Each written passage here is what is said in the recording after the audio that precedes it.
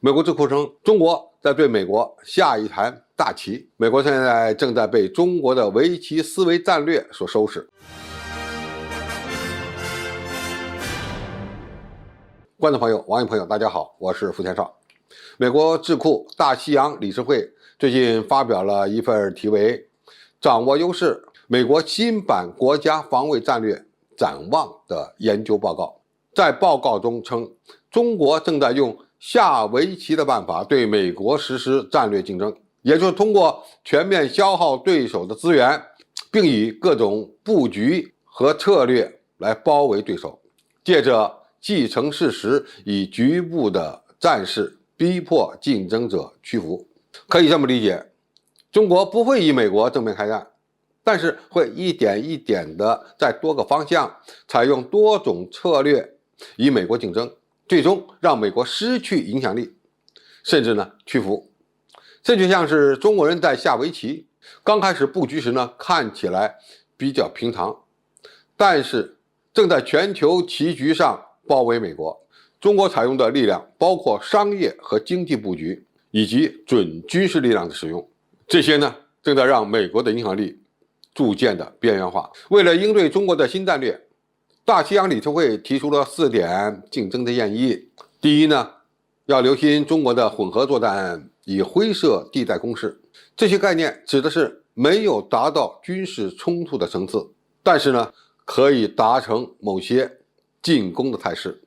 比如俄罗斯在俄乌边境地区的军事压力，解放军在台湾西南空域的不断巡航演训等等。第二，为新型战场做好准备，而不是盯着眼前的威胁。美国的军事发展还要面临着如何选择当下与长远战略的问题。如果只盯着眼前的力量和眼前的态势，就有可能在新式作战力量方面失去竞争力。在高参数武器、人工智能、无人作战平台、分布式杀伤链等领域，美国有可能起了个大早，赶了个晚集。第三，在美国的力量相对衰落的情况下，需要加强与盟友的合作。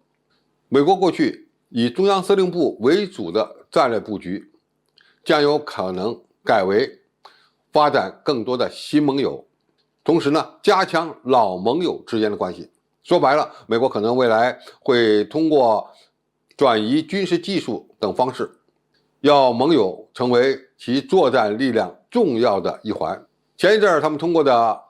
奥库斯联盟就是要加强澳大利亚的军事力量，以便为遏制中国提供助力。奥库斯联盟就是这种战略的一个重要体现。第四，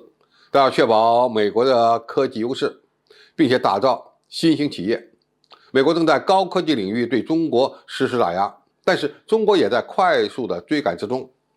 美国要确保其科技优势，就需要发展出更具有创造力的企业。让美国难受的是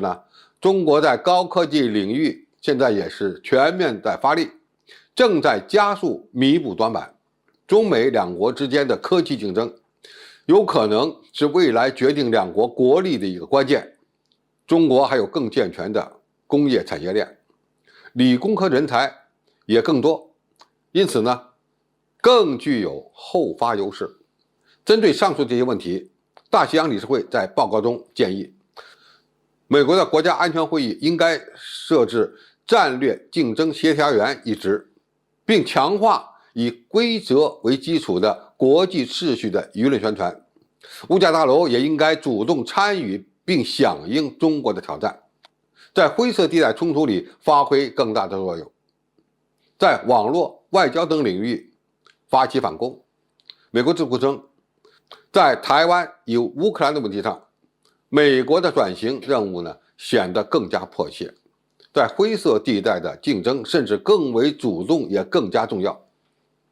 在台湾问题上，美国需要增强盟友的军事能力，威慑中国大陆在灰色地带的冲动，并且在关键领域保持其科技优势。美军未来也会发展整合式威慑概念，要把常规的武力、核武力、网络、太空、信息领域的美军战力整合在一起，以应对高强度战争和应对灰色地带冲突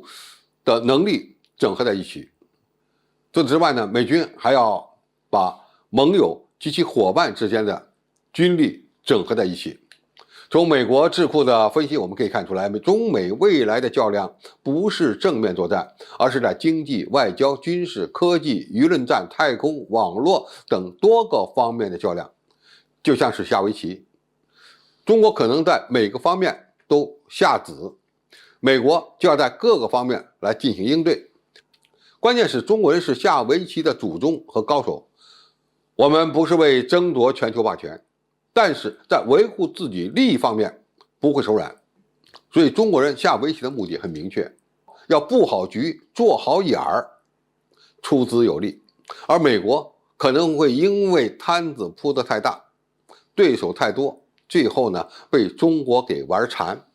好，今天的评述就到这里，谢谢大家收看，我们下期再见。